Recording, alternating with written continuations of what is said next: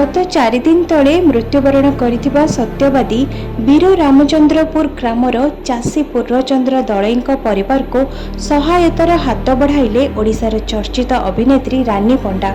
पूर्णचंद्र मृत्यु को आज को 5 दिन हेलाणी। मुखिया वियोग संपूर्ण परिवार म्रियम्राण हो पड़ता बेले अनेक समाजसेवी राजनेता तांको घर को आसी समवेदना जणाइबा सह सहायता प्रदान करथिले। सेही बळी ओडिशार बहु चर्चित अभिनेत्री रानी पंडा मध्य आज सकाळु तांको घर को जाई परिवार को भेटिथिले। परिवार सदस्यों सह समस्या संपर्क में बुझा सह समवेदना जणाइथिले।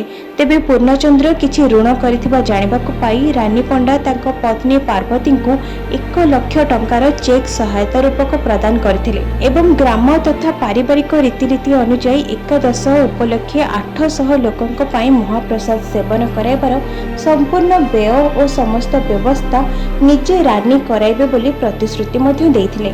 तेबे परिवार मुखिया को हराई समस्ते भांगी पड़िथिबा बेले रानी पंडा जने जन्मित झियो भली कर्तव्य करिसेंती, जहाँकि परिवार सदस्य बहुत आश्वस्त अनुभव करबा सह इतिपाई रानी को अजस्र आशीर्वाद मध्य दैछंती।